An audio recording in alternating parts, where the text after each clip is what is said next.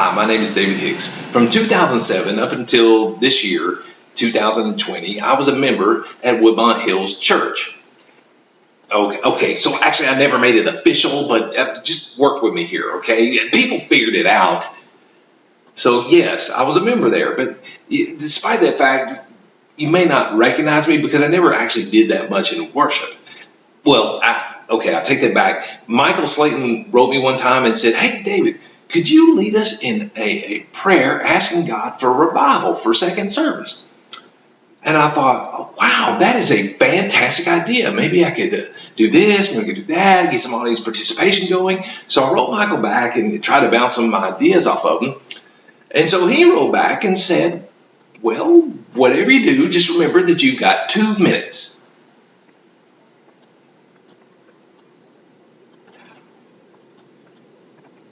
Okay, so convince the God who created the heavens, the earth, the sea, and everything in it in 6 days to bring revival in 2 minutes or less. No pressure. Love you, Michael. Or perhaps you remember me from Terry Smith's slideshow. Remember, toward the beginning of the year, he had to fill in, and he did the sermon, and he was doing the slideshow. Here's Gideon. He loves to help the homeless. Here's us helping people in prison. Here's Noble Needles making clothes for impoverished children in third world countries. Here's David Hicks. He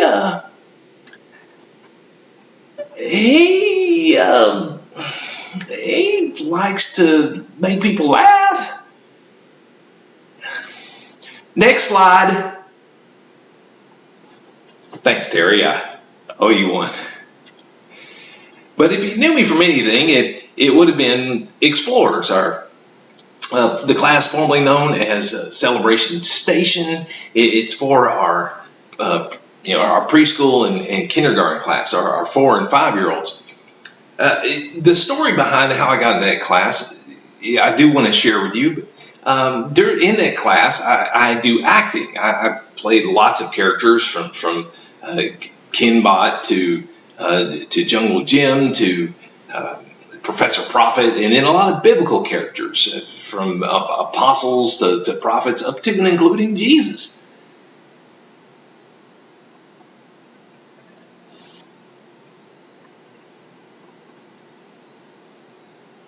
Yes, how the church is still standing, I don't know. But, yes, and that does remind me, I need to apologize to some of you parents out there because, you see, the first time I did the whole Jesus thing, they gave me this wig and beard to wear, and it really makes you look and feel a whole lot more like Blackbeard the pirate than Jesus, Son of God. So when I came out with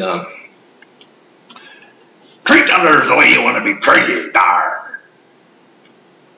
I might have traumatized a few of your children. Sorry, please understand, I did try and tone it down. It's just I never was, I don't know if I was that successful at it because Ricky King's pet name for me was Intense Jesus. But I don't know, in my own opinion, I think I nailed it. Oh no.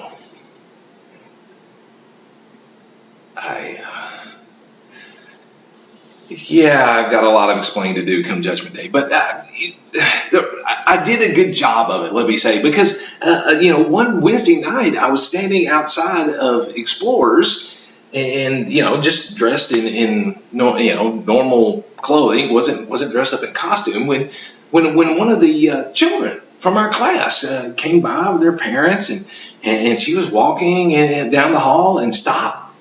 She looked up at me. And with this most excited voice said, "I know who you are. You're God."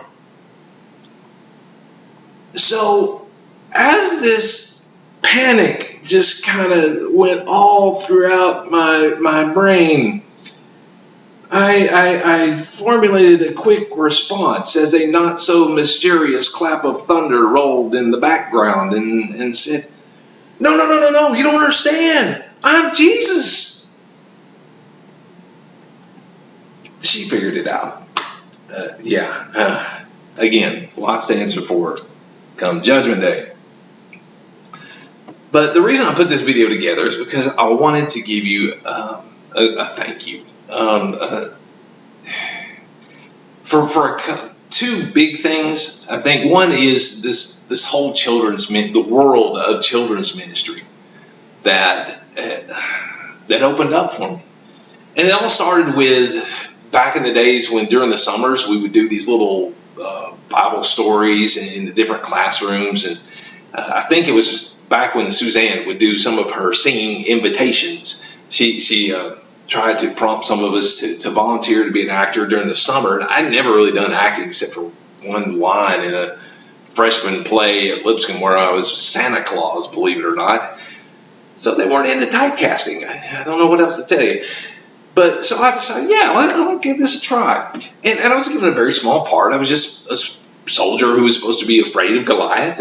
But I took it, ran with it, tried to, milk all the humor I could out of it. And it was fun. It was great. And so next summer, the door was still open to volunteer. And I did it again, got a bigger role because I gained some weight. But anyway, and so I really enjoyed it. And then somewhere along the line, the door opened for they needed a new crew in what was then called Celebration Station. And they asked me to participate. So I just, I just felt like this is what God was calling me to do.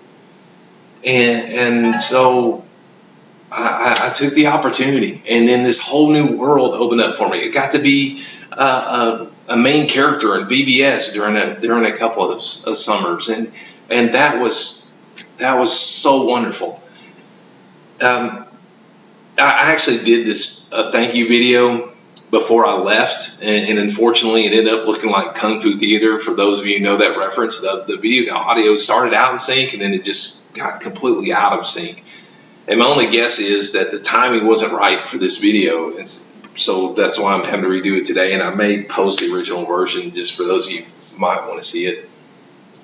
But I say that to throw my mind completely off track, so I don't even know why I brought that up. So where was I?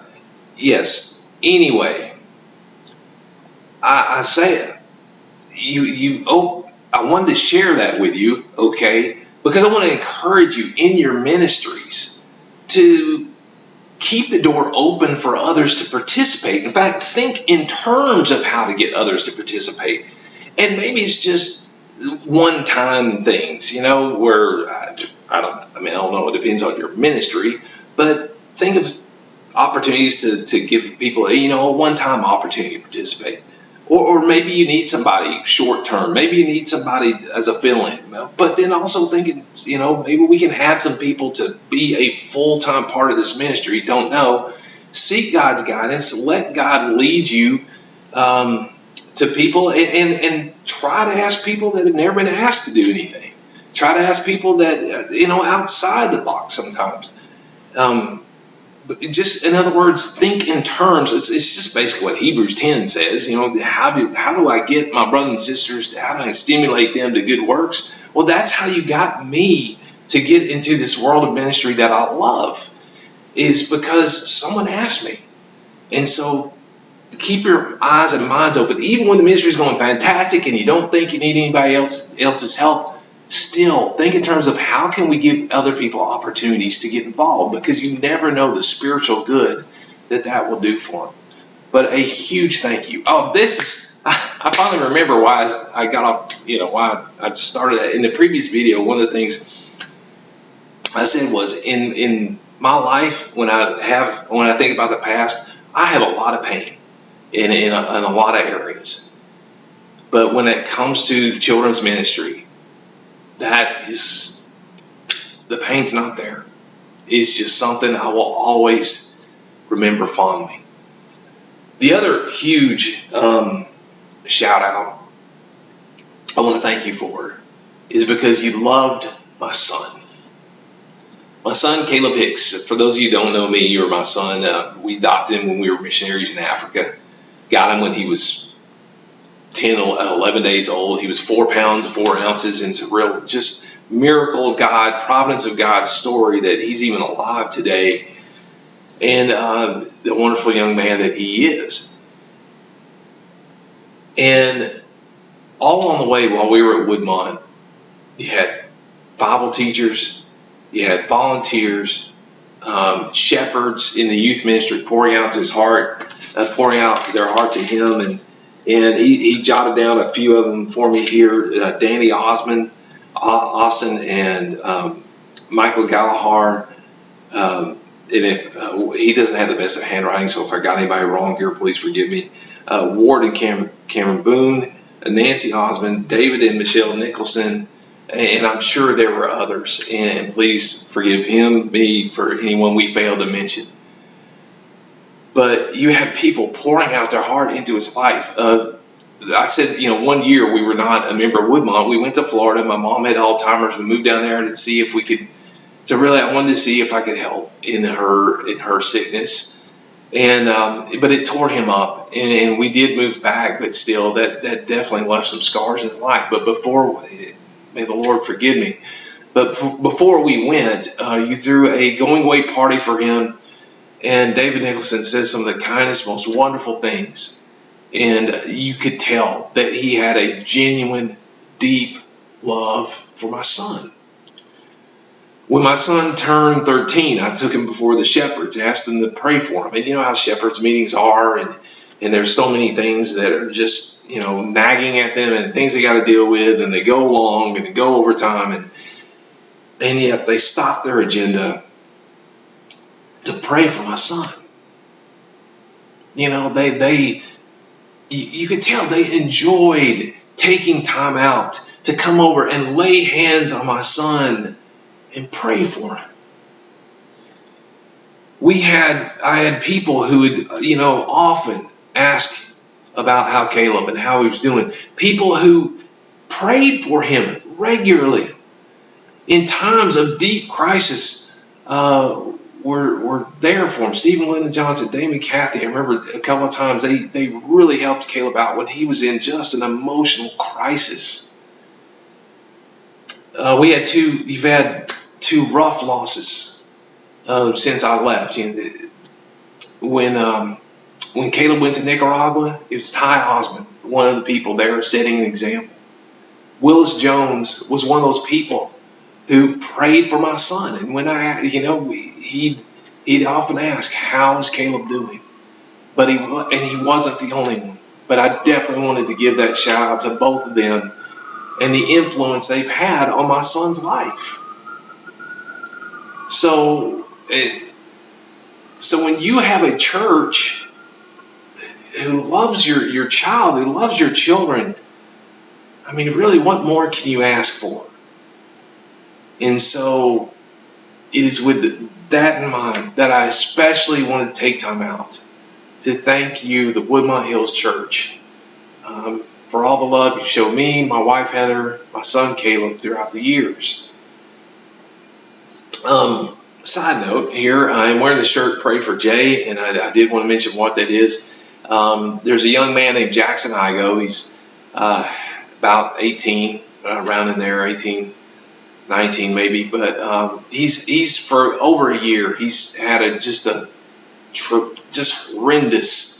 horrendous health problems, intestinal issues that have caused multiple surgeries, extreme agonizing pain, in and out of the hospital often. His parents are Josh and Elizabeth Igo. So if any prayer that you could say for Jackson and for his parents and for what they're going through, please do so. It's been rough for them. So, okay. Woo. Let's not go. In case you never did recognize me, I am the guy who was crying like a freshly spanked newborn baby, several weeks ago in the song of the week request. That might ring a bell. So anyway, having said all this, if I can get the videos to splice together correctly, we're about to have a word from our sponsor. My sponsor, that is. Yeah. Is this thing on? Okay, good.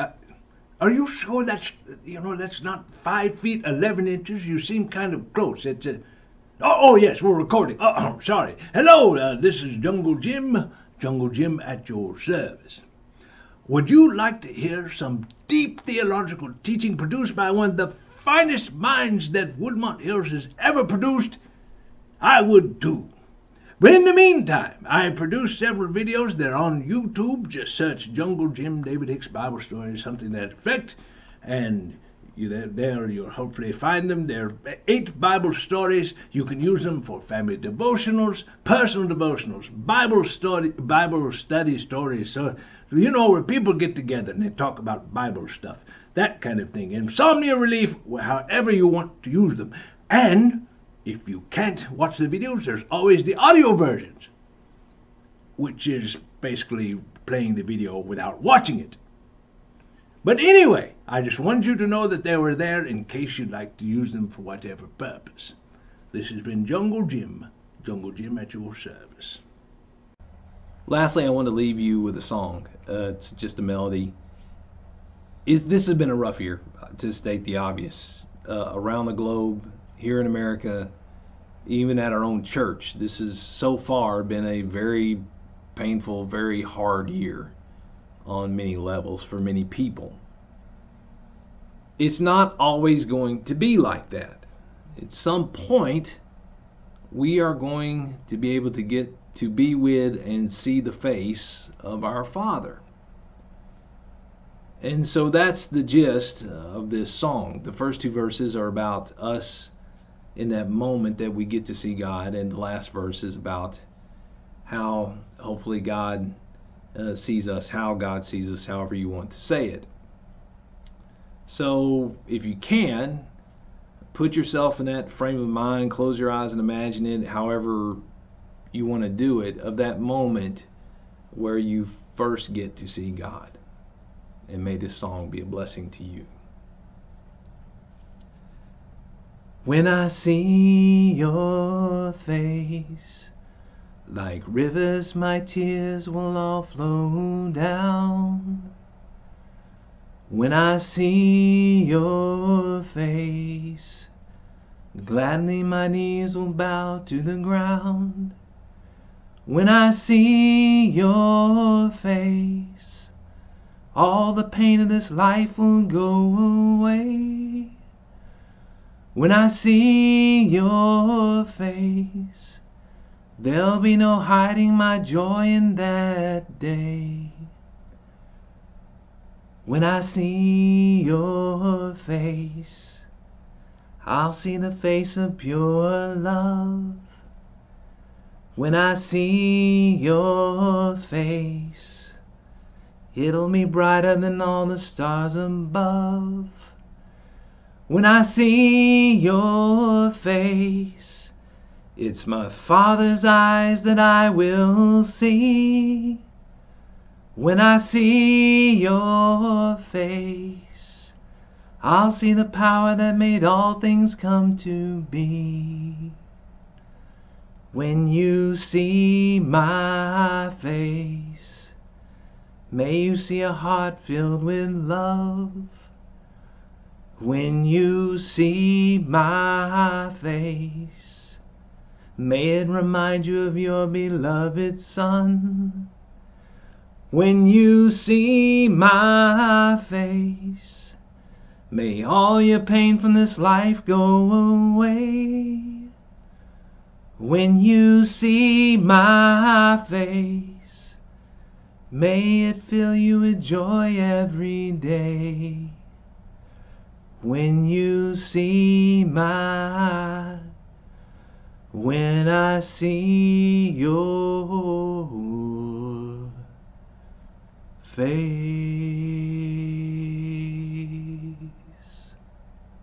Thank you, Woodmont.